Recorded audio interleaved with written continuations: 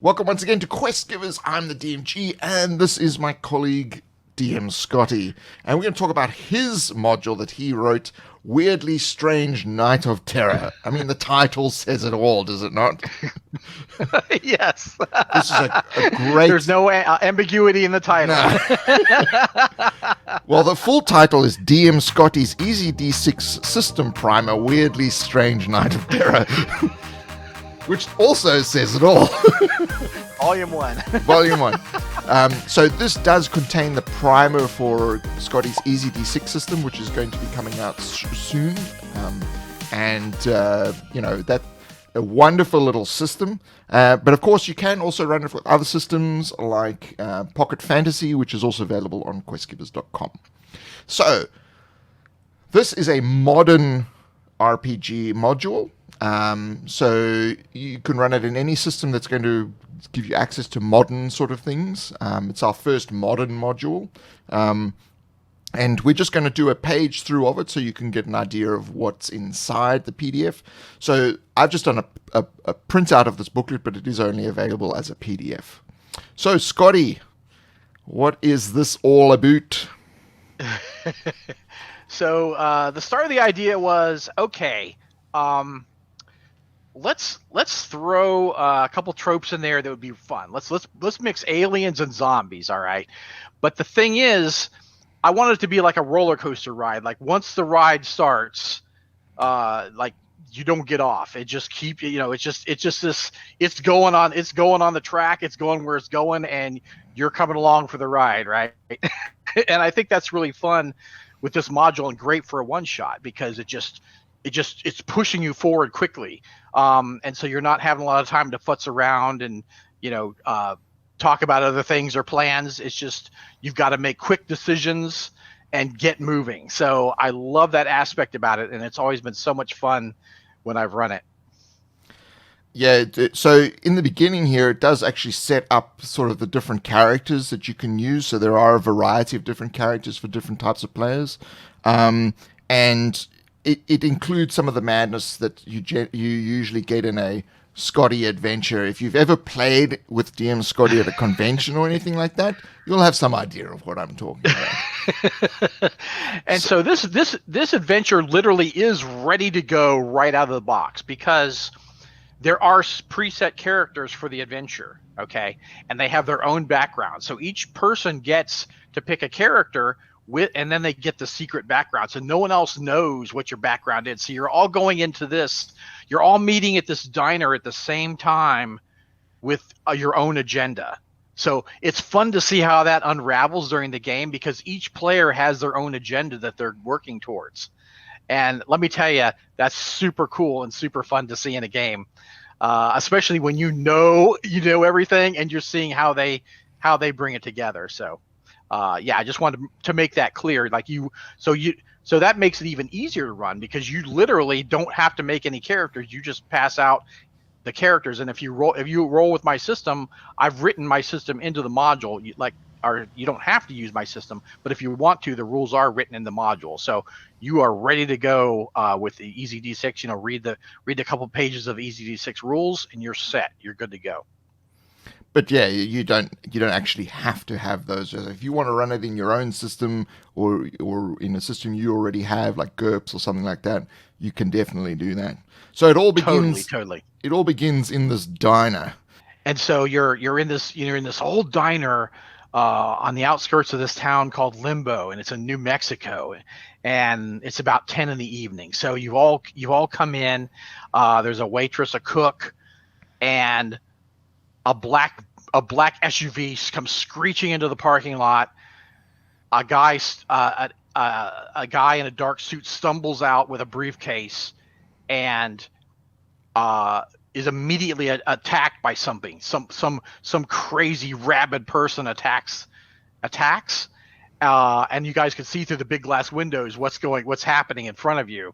And so, what are you going to do? What do you do? And so, it's fun. But if you help the guy and try to pull him into the diner, you see this green gaseous cloud start to drift towards the diner. So you've got this limited amount of time to get this guy, get him in the diner. And then craziness ensues from there, because as he dies, he's asking you to do something for him. He's asking you to do this mission that he was on. And basically, it's your only hope to survive. And he tells you why it's your only hope to survive in his last gurgling, as he gurgles out his last words. So then you go on this mission, and you have to sort of head into town, and you start to find out other things that are happening around you. And I just want to mention some of the really cool sort of photo art that Scotty has done that's incorporated into this as well, that gives you the sense of place, which is really cool. And of course, there are lots of great NPCs as well. Part of the thing that we do is the world is built through NPCs, so there's lots of great NPC dialogue, and we give you the dialogue options when they ask NPCs questions as well. Oh, totally. Yes. And there's a love interest going on in here, so that's a great character. That's so much fun to play when someone picks that character. And there's kind of an army guy running around who's this kind of super gung ho guy. Captain Flag, his name is, and he's fun to play. And he's a surprise to the characters when he shows up, because it looks like this could be the end by the time he shows up. So you've got UFO flying over, dropping these bug creatures into the town. They're scurrying all over the place. You got infected. You got soldiers coming back to life. You got all kinds of craziness, and you've got to get to a certain place that the dying agent gave you clues for. So, and there's lots of little locations that you need to go through and explore. So there's a little bit of exploration in it as well. Oh, totally. And, you can easily expand on this when you're running it yourself. If the players want to go to the hardware store, I don't have every store listed or whatever, but you can say, oh, go to the hardware store or go to the drugstore or whatever. If the players want to split up or do something like that, you can easily just throw that in. It's with the story, knowing the story, it's so easy to extrapolate from the story if you need to add those little extra tidbits that the players think of. Because when they're kind of let loose in a town like this, they may think of something that, wasn't in the module or wasn't listed, but you just assume it's a small town, right? So you can extrapolate from that. It's really cool to just let them loose and see what they're going to do, because they all have a mission. They all have something they're trying to do. This looks so much like a Romero poster for a Romero. Oh, thank you. Yeah. All right. So in the back, you do have some of the information for the EZD6 system. It's not the full system. It's just the bits that you would need to run this adventure. So a little bit about that system. Yeah. Oh, yeah. The system is so easy. I ran this at a convention, and I was talking to somebody, and he's an old school role player, and he's like, oh, I really want to get my wife to play, but the rules are intimidating to her. I said, I got you covered. Bring her to this game. She'll be set, because basically she sat down. I gave her character. She picked her character.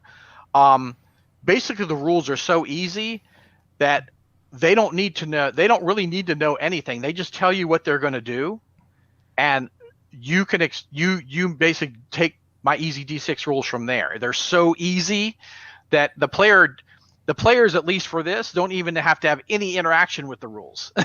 Okay, that's how easy it is. Now the characters do have something that they're good at, and that would be useful that would be used in the system, but that's the only thing you have to worry about. You don't have to worry about with your strength or stat or whatever, all these other stats. And she had so much fun because it was just about the story and what was happening with all the characters, not, oh, I don't understand this rule. What's this rule mean? There are no rules questions. It's just like she didn't have to ask me any rules questions. It's that easy. So that's what I love about this. And so that keeps the game at a breakneck speed. That keeps the game like boom, boom, boom, boom, boom, moving forward And as Gareth mentioned, I'm going to be releasing my EZD6. I've been working on different what I call modules for the system. So there's like modern, superheroes, fantasy, and that kind of thing. The big one I've been working on is fantasy.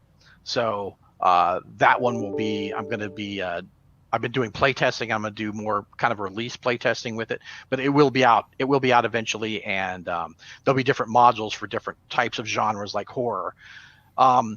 Now, in my normal system, my EZD6 system, I have karma chips, which you can help modify your dice rolls.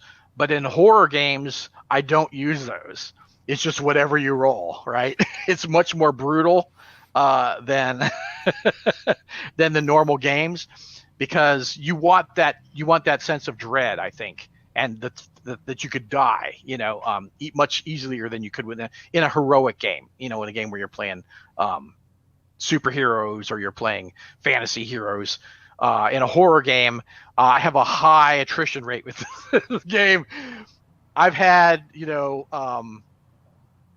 I had one game where, there's an alien that shows up, and one of the players convinced the alien that they were all the other players were against the alien. So, and then they're like, "Oh, wait a minute," So that's so much fun, with this kind of thing. But yeah, there's a trapped alien, and you go down to the secret base, and there's a trapped alien, and the infected have to do something with the aliens and all alien DNA and all this stuff. And there's this kind of crazy doctor. So the end of the love story that was going on in the town, and there's even a part where if you're a criminal and you're looking for cash that's been buried in this graveyard of this town. And I'll tell you a secret here. The name on the grave is from The Good and the Bad and the Ugly. Arch Stanton. Yeah. It was the name on the grave that was next to the grave that had the money. Yeah. So I've never had anybody get that when I run the game. That was the name on the grave. But yeah, that's the name on the grave in the module. I thought it'd be fun to throw that in. It is a little obscure. Yeah, it is. It is just a touch obscure. Yeah. So, super fun. So, and like Gareth said, you can run it with your own system, but this is ready to go right out of the box, and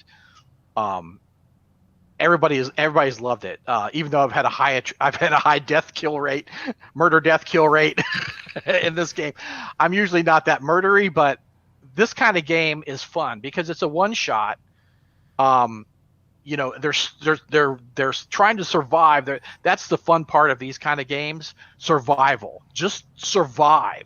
Survive till the dawn, and that, I think that's with these kind of action horror, that's the thing. It's just survive. And I really try to get that across in the game. And I think the module drives it home as far as, that kind of play. So if that's something that seems exciting to you and fun, definitely check it out. I think you'll love it. It is really good. I've played a couple of games in the EZD6 system. One was at Mace in 2019 with a whole bunch of other people. And then with Nerdarchy as well, we played that at your house. We played as well. It's really, really simple. Not simple in a bad way. It's simple as in very intuitive, easy to understand, and makes sense. There's a lot of system-like games where it's like, well, this doesn't really make any sense. You're just rolling for the sake of rolling or whatever. But this actually makes sense, and it actually works really, really well. So, it's a very, very good system. The idea with this system was, I think some people approach games from the point of view of like, oh, I've got a cool mechanic, now let me build a game around it, right? I approached it from the other way. I'm like, okay, how can I facilitate playing like I want to play? Yep. Quick, easy, story-driven, not rules-driven necessarily. So that's how I approach the system. I think I approached it from a different angle than game designers who think of cool mechanics, think of, and they're enamored with the mechanics. Mine was the reverse. Mine was like, okay, let's make the rules fit this style of play: quick play, easy play, fun play. And so yeah, that's and you know where me, I I'm a approach fan. from. I'm a fan of crunch. I like some good crunch and a Yeah. character sheet that's a phone book. But I thoroughly enjoyed the system. So it does actually work even for people like me who love a phone book adventure. I mean, there are rules, Yeah. you make it or you don't, with Yeah. your rolls. So it's still a game. It's still a game with rules that has dice, because dice are fun. Dice make it like, ooh, how's that gonna? What's gonna happen? The dice decide. Well, you've still got the tension of your agency and Exactly, then the thrill tension, of your right, the volition. So tension. you feel like your role when you're successful actually made a difference in the game, and that's something that often lacks. It's like you made a roll, but it's like currently in D&D, you make a roll, it doesn't matter, everyone's superhuman, so eventually it's all going to work out. So your roll doesn't really matter. In this, it's like if you don't make it, you die. Right. Yeah, it could be a big deal if you Yeah. don't make a roll. So it's a lot of fun. It's a lot of fun. Dials the tension up to 11. Exactly. Yeah, that was the whole intention with this, was just keep the tension going, and keep, that the blood pumping, just throw thing after the characters. So thank you for joining us. We're from Questgivers, questgivers.com, where this is available. It's Weirdly Strange Night of Terror. The title says it all.